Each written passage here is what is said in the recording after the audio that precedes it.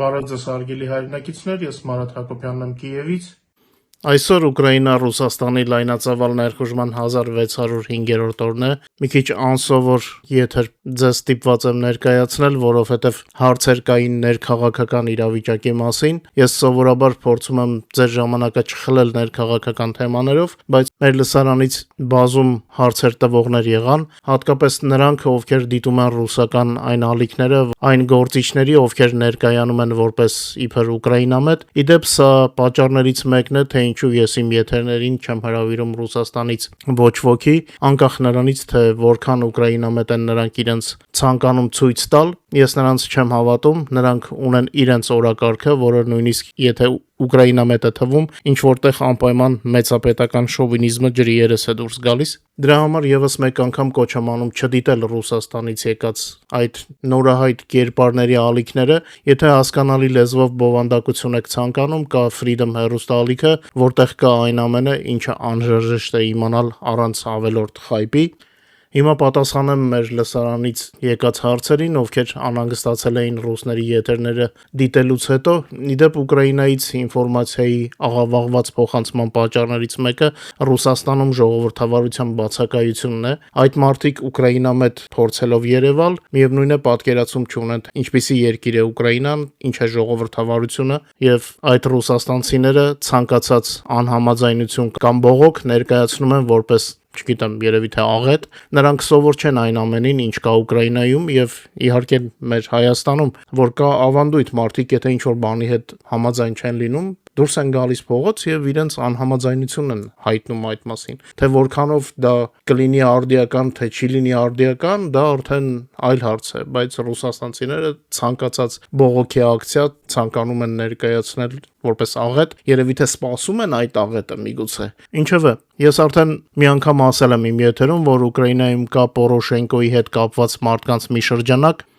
եւ նրանց ջրերը ընկած անտեղյակներ, որոնք ոչ մի կերպ չեն կարող համակերպվել, որ կորցրել են իշխանությունը եւ ցանկացած առիթ են ման գալիս Զելենսկու դեմ դժգոհության ալիք բարձրացնելու համար։ Այս մարդիկ չեն սիրում Զելենսկուն, որովհետեւ նա հերոս դուրս եկավ եւ չփախավ Կիևից, ինչպես իրենք երազում էին, այդ Պորոշենկոյի կողմնակիցները։ Այս մարդիկ անընդհատ սպասում են իշխանափոխության արտահերթ ընտրությունների, առիթ են փնտրում, որովհետեւ այսօրվա իշխանությունը ամեն օր ապացուցում է, թե որքան ցածր որակի իշխանություն է եղել Պորոշենկոյի ժամանակ։ Հիշեցնեմ, որ Պորոշենկոն երկրորդ մարտն էր Էրդողանից հետո, որ 16 թվականի ապրիլին Ալիևին իր աջակցությունը հայտնեց տարածքային ամբողջականության առումով ապրիլյան քարորիայի ֆոնին, բայց դա մի կողմ թողնենք։ Պատերազմի ժամանակ այս Պորոշենկոյի կողմնակիցները, այս մարդիկ պատրաստ են սկանդալներ սարքել հայրենասիրական լոզունգների ներքո, թեև նրանց մեծ մասը, ովքեր այդ ամենով զբաղված են, 22 թվականի գարնանը պարզապես փախել էին Կիևից։ Ու պատկերացրեք Կիևից ուղղակի ասեմ փախած այդ ոչ քաջերը դատողություններ են անում, թե ով պետք է լինի պաշտպանության նախարարը, ինչպիսին պետք է լինի գլխավոր շտաբի պետը, ընդ որում իրենք չեն ծառայում ուկրաինական զինված ուժերում։ Ոմանք փորձում են թաքնվել կամավորության շղարշի ետևում, մնացածն էլ պարզապես բանակում չծառայելը ուսման կամ այլ ինչ-որ բանի հետ են կապում։ Այսինքն վերջին օրերին նախարար Ֆյոդորովի հետ կապված աղմուկը հիմնականում բարձրացնում էին մարդիկ, ովքեր ոչ մի կապ չունեն ոչ բանակի հետ, ոչ էլ նույնիսկ շատ հաճախ Ֆյոդորովի հետ, Ես տեսա Facebook-ում գրառումներ, այնպիսի մարդիկ էին Ֆյոդորովի դարդը լացում, որ երբ որ Ֆյոդորովին նշանակել էին, անձնական զրույցներում իրենց դժգոհությունն էին հայտնում, բայց փորձում էին ինչ-որ խայբ անել, փորձել այդ ալիքի վրա ինչ-որ լայքեր հավաքել, չգիտեմ, երևի թե որոշ մարդկանց թվում էր, թե սա ինչ-որ ալիք է, որ իրենց աստղային ժամն է գալու, թե ինչ։ Շատ էին նաև անտեղյակ մարդիկ, ովքեր պարզապես ընդհանուր ֆոնին էին նայում եւ տարակուսած էին։ Շատերը իրենց պատկերացումները ձևավորել են իրենց շրջապատի, իրենց օգտագործած տելեգրամյան ալիքների միջոցով եւ կար մի իրավիճակ, որ որոշակի մասը շեղվել էր։ Բայց եթե տեսել եք տեսանյութերը, ապա մասսայական չէին այդ ելույթները, ու եթե այս ընդհանուր ոչ կոմպետենտ աղմուկի մեջ կային մարդիկ, ովքեր կարող էին իրոք գործից խոսել, նրանց ձայնը գրեթե չէր լսվում, որովհետև կա Պորոշենկոյի այդ ես ֆան կլուբ եմ կոչում, այդ զանգվածը եւ նրանց միացածները, ովքեր իմ սուբյեկտիվ կարծիքով նաեւ դրսից կասկածելի ֆինանսավորում են ստանում, Իսկ ռուսները, ովքեր դեմոկրատիայի կուլտուրա չունեն, ցանկացած նման դրսևորում ներկայացնում են խտացված գույներով եւ, չգիտեմ, իրենց համար ապոկալիպսիս է եւ իրոք միգուցե նրանք թաքուն սպասում են նման բան, հա։ Այնինչ սա ընդհանրապես կառավարության փոփոխություններ նպատակ ունենալով պատրաստվել հնարավոր բարդ ձմեռային շրջանին, ինչը կապված է Պուտինյան Ռուսաստանի հիստերիայի հետ, գիտեք, որ ձմռանը սովորաբար սրվում է Պուտինի հիստերիան, մի շարք առանձնապես ռոմանտիկ մեդիա գործիչներ փորձեցին նավակը ճոճել, ելնելով իրենց անձնական նախասիրություններից, իբր ի պաշտպանություն Ֆյոդորովի, պաշտպանության նախարարի, ում նախագահը Զելենսկին այլ պաշտոններ էր առաջարկել։ Պատճառը պարզ էր, այն օգուտը, որ բերում էր Ֆյոդորովը, սկսեց հալվել գլխավոր շտաբի հետ բարդ հարաբերությունների պատճառով։ Ու հենց այստեղ այս հոբ խմբակը որոշեց ընդամենը կես տարի աշխատած նախարարին համեմատել գեներալ Սիրսկու հետ, ով պաշտպանել էր Կիևը եւ դուրս էր շպրտել ռուսական զորքերը եւ այսօրվա մեր ժամանակների փայլուն զինվորականներից մեկն է։ Նա այն մարդն է, ով հողի վրա ռուսներին դեն է շպրտել։ Որքան էլ քաղաքացիական նախարարը, ասենք, լավ լինի, հանճար լինի, նա չի կարող փոխարինել դասական զինվորականին։ Գետնի վրա սովորական բանակն է Սիրսկու ղեկավարությամբ։ Եթե մարդը կարող է օգնել, լավացնել, օպտիմալիզացնել բանակում գործերը, դա շատ լավ է, բայց երբ այդ ընթացքում անձնական հարաբերությունները գալիս են մի իրավիճակի, երբ այդ բերված օգուտը արդեն էլ օգուտ չէ, ուրեմն ընդունվում են կադրային որոշումներ, ինչը եւ տեղի է ունեցել։ Բայց քանի որ որոշ քաղաքացիական անձինք որոշել էին իրենց քիթը խոթել քաղաքականության մեջ, ինչպես ասացի, մարդիկ, ովքեր բանակի հետ ընդհանրապես կապ չունեն, կարող էր թվալ, թե ասենք ինչ որ խորը ճգնաժամ է, թե ինչ է։ Կան մարդիկ, ովքեր իրոք երազում են խորը ճգնաժամի մասին։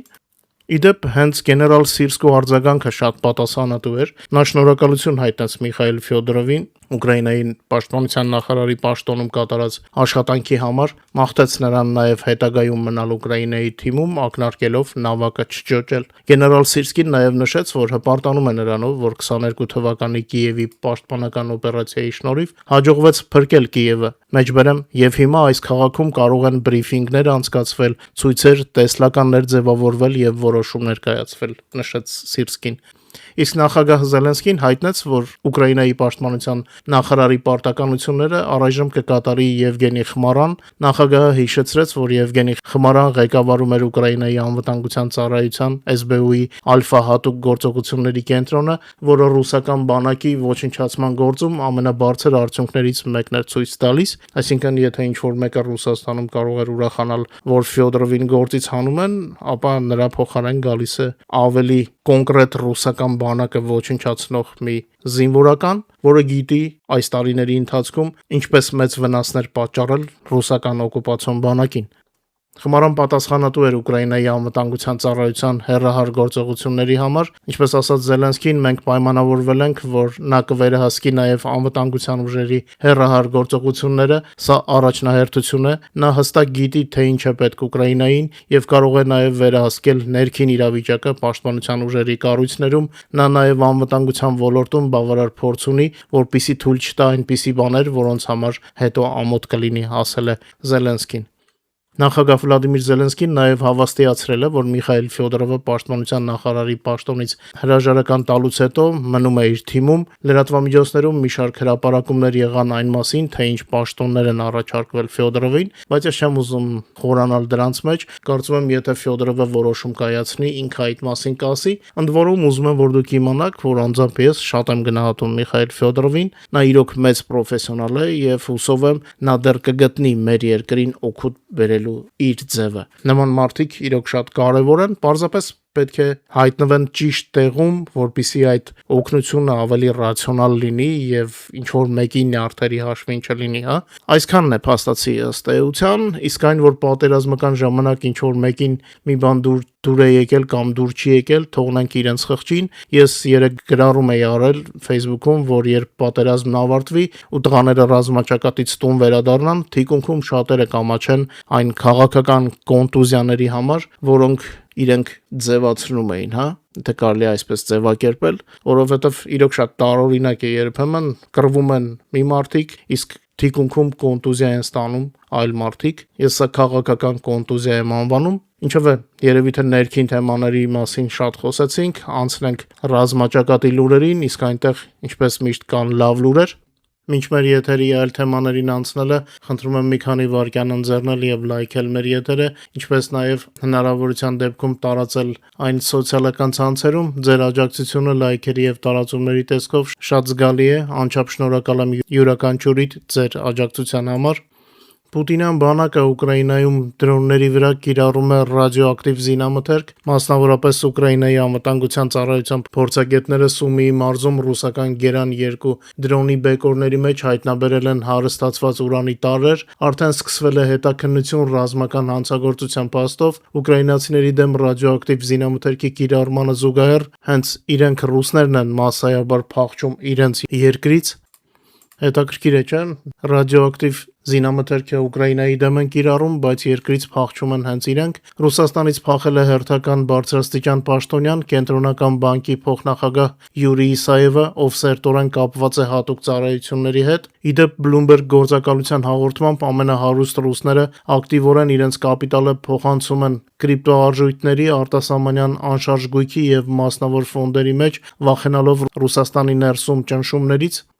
Bloomberg-ի համաձայն Ռուսաստանի ամենահարուստ մի քանի միլիարդատերեր վերջին մեկ տարվա ընթացքում արտասահման են դուրս բերել միլիարդավոր դոլարներ, նրանց թվում կան գործարարներ, ովքեր մոտ են կանգնած հենց Պուտինին։ Գործակալության տվյալներով պատճառը ռուսական տնտեսության վիճակի հանդեպ վախն է, բիզնեսի վրա ճնշումների ուժեղացումը եւ պետության կողմից ակտիվների խլումը։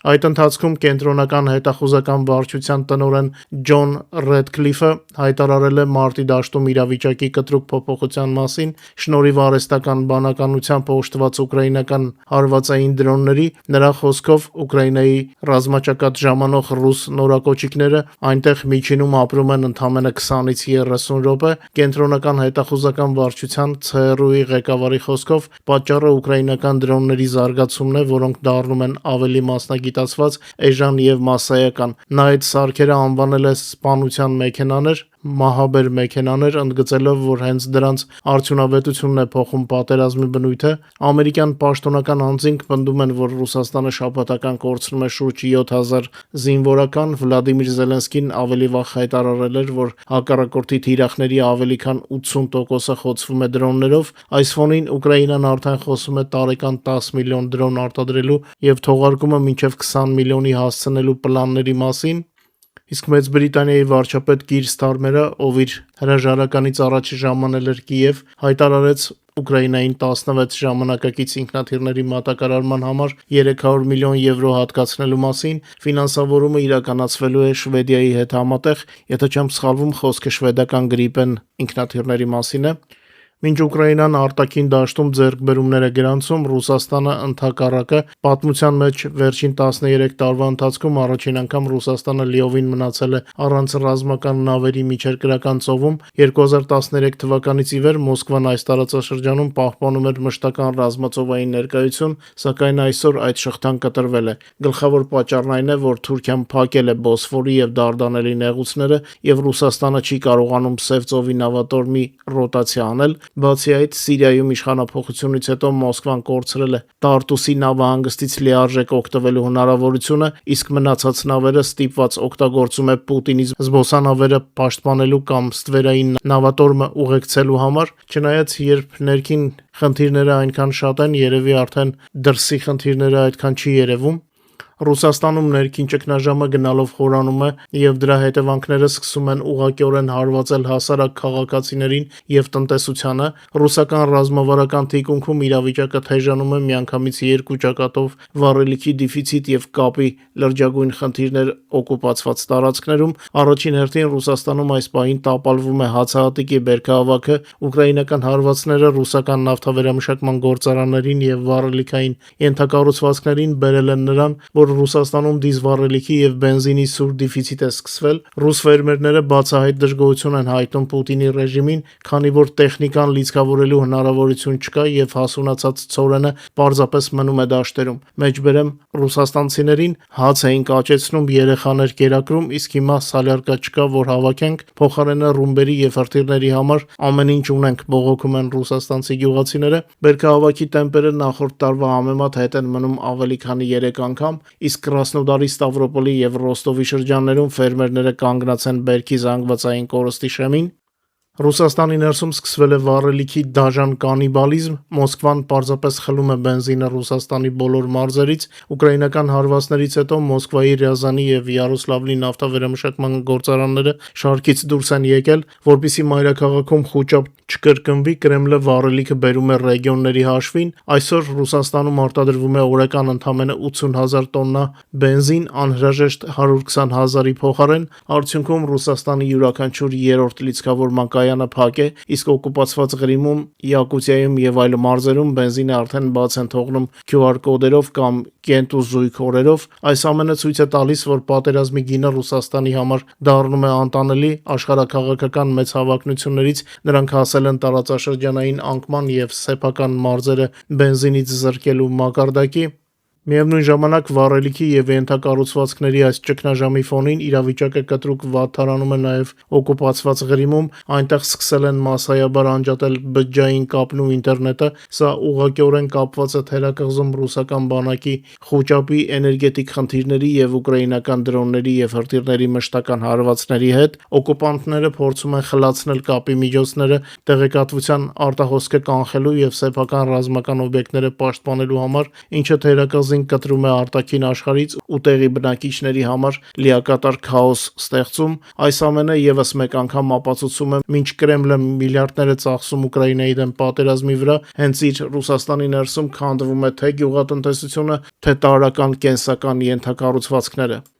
Ռազմաճակատում պատերազմի բնույթը հիմնովին փոխվում է եւ Ուկրաինան անցնում է բոլորովին նոր գերտեխնոլոգիական մակարդակի։ Այսօր մենք տեսնում ենք երկու կարևորագույն գործընթաց, որոնք կանխորոշում են թե այսօրվա մարտերը եւ թե ապագա հաղթանակը։ Առաջին հերթին անօդաչու թռչող սարքերի զարգացումը ճակատային գծում ձևավորել է այսպես կոչված լիակատար մահվան գոտի, որն արդեն ընդլայնվել է մինչև 40-ից 50 կիլոմետր խորությամբ։ Ռազմական փորձագետները նշում են, որ ռազմաճակատի յուրաքանչյուր քառակուսի կիլոմետրին հիմա հասնում է առնվազն 10 դրոն, սա բերել է նրան, որ ծանր զրահատեխնիկան, տանկերն ու զրահափոխադրիչները գրեթե դուրս են մղվել առաջնագծից, քանի որ ընդամենը 500 եվրո արժողությամբ էժան դրոնը վայրկյանների ընթացքում ոչնչացնում է միլիոնավոր դոլարներ արժեցող տեխնիկան, ավելին արհեստական բանականության կիրառումը թույլ է տալիս դրոններին ինքնուրույն ճանաչել ու խոցել թիրախները, նույնիսկ եթե կապը կտրվում է։ Եվ երկրորդ տեխնոլոգիական այս հեղափոխությանը զուգահեռ Ուկրաինան սկսում է ինքնուրույն ապահովել իր երկինքը հեռահար հրթիռներով։ Նախագահ Վլադիմիր Զելենսկին պաշտոնապես հայտարարեց, որ մինչև 26 թվականի վերջը Ուկրաինան կստանա տեխնիկական հնարավորություն սեփական ուժերով արտադրելու ամերիկյան հանրահայտ Patriot համակարգերի հրթիռները։ Միացյալ Նահանգները արդեն սկսել է համապատասխան լիցենզիաների տրամադրման գործընթացը, իսկ արտադրող Lockheed Martin ընկերությունը լիովին աջակցում է Կիևին, բացի այդ նմանատիպ պայմանավորվածություն կա նաև եվրոպական գործընկերների հետ Սամպծի համակարգերի համար Aster 30 հրթիռների համատեղ արտադրության վերաբերյալ։ Այս ամենը նշանակում է մեկ բան՝ պատերազմը տեղափոխվում է արդյունաբերական եւ գիտական բացարձակ առավելության փուլ, որտեղ Ուկրաինան ոչ միայն պաշտպանվում է, այլև դառնում է ապագայի ռազմական տեխնոլոգիաների առաջամարտիկը։ Ուկրաինայի զինված ուժերի հեռահար հարվածային հնարավորությունները գնալով հասնում են պատմականորեն աննախադեպ մակարդակի, ինչը լուրջ խոճապ է առաջացրել ռուսական ռազմական ղեկավարության եւ զեթալիքների շրջանում։ Մենք տեսնում ենք երկու հզորագույն զարգացում, որոնք արմատապես փոխում են ուժերի հարաբերակցությունը ռազմաճակատում եւ ծովում։ Առաջին հերթին Լոնդոնը պատրաստվում է Կիևին փոխանցել բացարձակապես նոր եւ ահեղ զենք, ինչպես հայտնում է Bloomberg գործակալությունը, Մեծ Բրիտանիան պայմանագրեր է կնքել Nightfall բալիստիկ հրթիռի արտադրության համար։ Բրիտանական կառավարությունը հատուկ սեղմել է բոլոր ժամկետները, որպեսզի արդեն 27 թվականին այս հրթիռները մատակարարվեն Ուկրաինային։ Սա լինելու է մասսայական, էժան եւ գերհզոր բալիստիկ զենք, ավելի քան 500 կիլոմետր հեռահարությամբ եւ 200 կիլոգրամանոց մարտական գլխիկով։ Այն նախագծված է հատուկ ռուսական ռադիոէլեկտրոնային պայքարի համակարգերը հաղթահարելու համար, ինչը թույլ կտա Ուկրաինային ոչնչացնել Ռուսաստանի խորը թիկունքում գտնվող օդանավակայանները, լոգիստիկ կենտրոններն ու հրամանատարական շտաբերը։ Մեր ուկրաինական նոր մշակումների մասին ձեզ պատմել եմ արդեն մեր եթերներում, բայց եթե բրիտանացիները իրենցնել տան, ավելի լավ, որքան շատ բալիստիկ հրթիռ մենք կունենանք, այնքան քիչ բանակ կունենա Պուտինը կամ չի ունենա։ Եվ երկրորդը, ինչ բրիտանական բալիստիկ հրթիռները ճանապարհին են, Ուկրաինայի ռազմածովային ուժերն արդեն իսկ բացահայտ ցուցադրել են իրենց նորագույն հականավային արսենալը, որն արդեն սարսափ է տարածել Z ռազմական բլոգերների շարքերում։ Նախագահ Զելենսկու Օդեսայի մարզ կատարած այցի ժամանակ պաշտոնական կադրերում ցուցադրվել են 2 հզոր նորություններ, որոնց փոխանցման մասին նախկինում չէր հայտարարվել։ Խոսքը նորվեգական NCM եւ շվեդական RBS-15 շարժական ափամերձ հրթիռային համակարգերի մասին է։ Երկու համակարգերն էլ ունակ են խոցել թե ծովային, թե ցամաքային թիրախներ մինչև 300 կիլոմետր հեռավորության վրա, ընդ որում շվեդական RBS-15-ով արդեն իսկ գարնանը Սև ծովում հաջողությամբ ոչնչացվել է ռուսական Սիվաշ հորատող հարթակը, որն օգտագործվում էր որպես ռազմական լրտեսական կետ, իսկ արդեն հայտնի ուկրաինական Նեպտուն եւ ամերիկյան Հարփուն համակարգերի հետ մեկտեղ այս նոր զենքերը փաստացի փակում են Սև ծովը ռուսական նավատորմի մնացորդների համար, եւ սա այն դեպքում, երբ մեր ուկրաինական սովորական դրոններն էլ վատ չեն անում իրենց գործը։ Հիմա ձեզ նախորդ օրվա տվյալները կներկայացնեմ արդեն։ Մոսկվայի համար սա աղետալի ռազմավարական ազդանշան է։ Եվրոպան այլևս ոչ միայն դատարկում է իր հին պահեստները, այլև Ուկրաինայի համար ստեղծում է նոր գերժամանակակից արտադրական գծեր, ինչը նշանակում է, որ Ուկրաինայի հեռահար բռունցքը մեծանալու է արդյունաբերական տեմպերով։ Այժմ անդրադառնանք հարվածների մասին տեղեկատվությանը, որը ստացվել է չորեքշաբթի եւ հինգշաբթի օրերին ռազմաճակատում եւ ռուսական թիկունքում իրավիճակը շարունակում է զարգանալ կայծակնային տեմպերով։ Ուկրաինայի բանակը եւ հատուկ ծառայությունները իրականացրել են համակարգված մեծ ռազմավարական օպերացիա, որը փաստացի կաթվածահար է անում ռուսական բանակի թե ռազմական լոգիստիկան, թե տնտեսական հնարավորությունները Կրեմլի բալիստիկ տերորի ֆոնին։ Ուկրաինան պատասխանում է ոչ թե խոսքով, այլ թիրախային եւ կործանարար հարվածներով ծովում, ցամաքում եւ թշնամու խորը թիկունքում։ Առաջին հերթին ուղղակիորեն նայեք ձեր էկրաններին, սա Ռուսաստանի խորքում գտնվող Էնգելս ռազմավարական ավիաբազայի իրական եւ ամենաթարմ լուսանկարն է, ինչպես հայտնում է ուկրաինական մամուլը։ Մեր հեռահար դրոնների հսկայական խումբը նախանցյալ գիշեր գրոհել է Սարատովի Էնգելսի ռազմական օբյեկտը, տեղի բնակիչները նկարահանել են բազմաթիվ պայթյուններ, իսկ մոնիտորինգային ալիքները պաշտոնապես հաստատել են այդ կադրերի հիման վրա։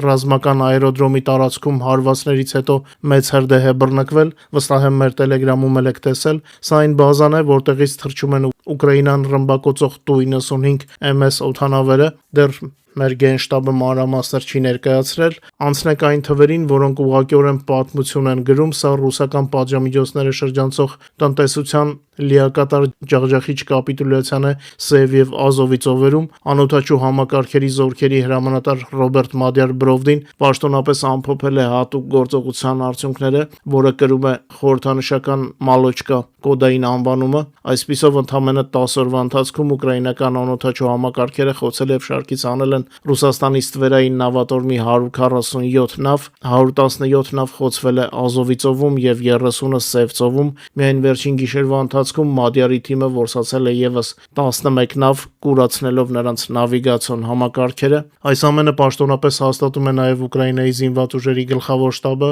իրենց հերթական հաշվետվության մեջ։ Գենշտաբը նշել է, որ վերջին հարվածների ընթացքում հստակ խոցվել են 6 տանկեր եւ 2 բուկսիր, սակայն գլխավոր շտաբը չի սահմանափակվել միայն ծովով, ցամաքում նույնպես օկուպանտների լոգիստիկան կատարյալ կաթված է ստացել։ Դոնեցկի մարզի օկուպացված Շախտյորսկ քաղաքում օդ է թռել ռուսական խոշոր նավթաբազան, հեռահար հարվածներով խոցվել են Զապորոժիեի մարզի Պրիմորսկի շրջանի ավտոմոբիլային կամուրջը եւ Չոնգարի Սիվաշ երկաթուղային կամուրջը, որով Պուտինի բանակը սնուցում էր ռազմաճակատը։ Լուգանսկի մարզի Նավադարևկայի շրջանում լիովին ոչնչացվել է ռուսական ռադիոէլեկտրոնային պայքարի միջոցների մեծ պահեստ։ Այս համակցված ջախջախումը ցույց է տալիս, որ Ռուսաստանի ռազմատնտեսական պոտենցիալը փոշիանում է, ուկրաինական բանակը անցել է համակարգված արդյունաբերական պատասխանի, ռուսական ռազմավարական ավիացիան, նավատորմն ու լոգիստիկան ոչնչացնելով հենց իրենց Ռուսաստանի տարածքում։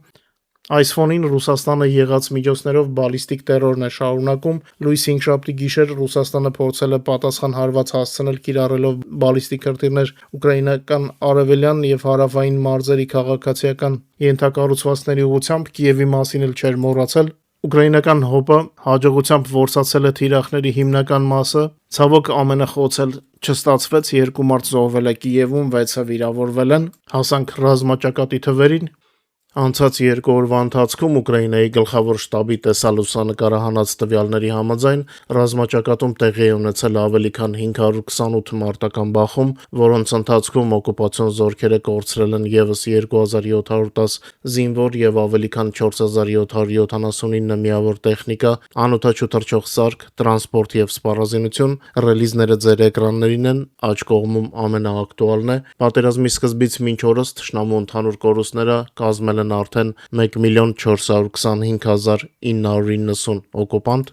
Թուրքիան Ռուսաստանին եւ Ուկրաինային առաջարկել է սկսել 2 կրիտիկական ոլորտներում հրադադարից։ Իդեպ Թուրքիայում են հայտնվել Պուտինի եւ նրա շրջապատի կացերներն ու զբոսանավերը, ինչը առիթ է տվել խոսակցությունների Զելենսկու եւ Պուտինի հնարավոր հանդիպման մասին Թուրքիայում։ Եթե այս ուղղությամբ նորություն լինի, իհարկե մենք ձեզ կհայտնենք։ Իսկ Ռուսաստանի այսպես կոչված Z հայրենասերների շրջանում չդադարող խոճապետիրում կապված տնտեսության նաև իրավիճակի, ավելի ճիշտ դրա էլ ավելի վատ թարացման հետ, այնտեղ ավելի ու ավելի են վախենում բնակչության բանկային ավանդների բռնագրավումից։ Ռազմական թղթակից Մաքսիմ Կալաշնիկովի համար Ռուսաստանում տիրող իրավիճակը հիշեցնում է Խորհրդային Միության գոյության վերջին տարիները, միայն թե ամեն ինչ ըստ նրա շատ ավելի ծանր եւ վտանգավոր։ Հայաստանի սահմաններին ավելի մոտ նույնպես հանգիստ չէ, Ամերիկան եւ Իրանը շարունակում են հարվածների փոխանակումը, թեև Իրանի դեպքում սա ավելի շատ պատմություններ են, ինչպես նաև այսպես կոչված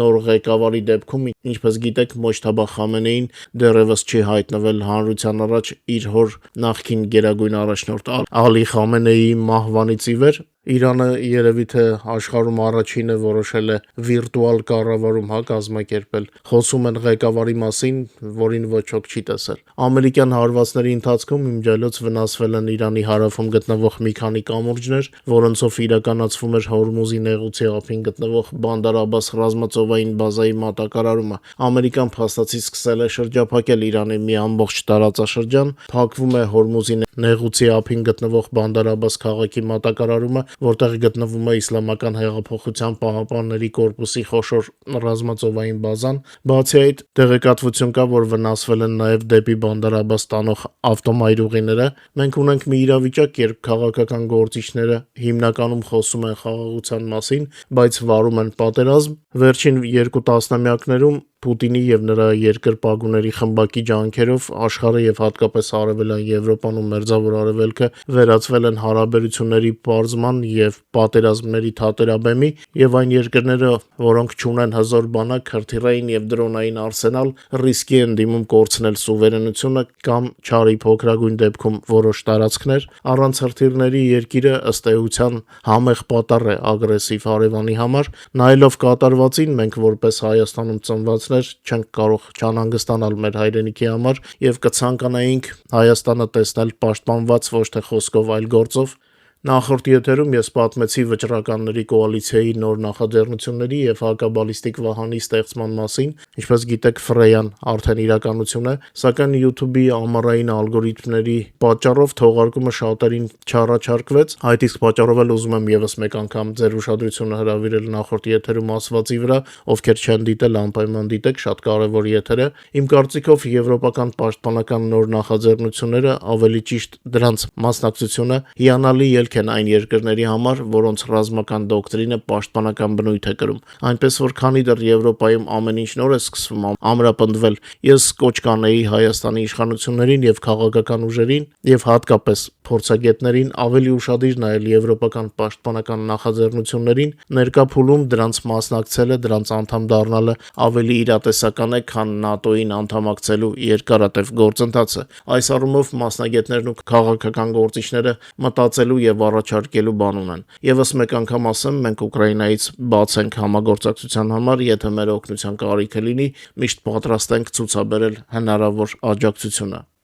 Իդեպ Ադրբեջանի տարածքն է մեծանում, բայց կարծես թե իրենք գոհ չեն դրանից, ավելի ճիշտ Ադրբեջանի տարածքի ցամաքային մասն է մեծանում, Կասպից ծովի մակերեսը շարունակում է կրճատվել, գիտնականների տվյալներով 1996-ից մինչև 25 թվականը Կասպից ծովի ջրային մակերեսը կրճատվել է 28644 քառակուսի կիլոմետրով, այսինքն 7.4%-ով, ինչը մոտավորապես հավասար է Ալբանիայի տարածքին։ Հայաստանի այդ հարևան երկրում մտահոգված են այն խնդիրներով, որոնք առաջացնում է ջրի մակարդակի անկումը, դե որքան շատ խնդիրներ ունենան, այնքան Հայաստանի հանդեպ ագրեսիա իրականացնելու մասին մտածելու ժամանակ երևի չեն ունենա։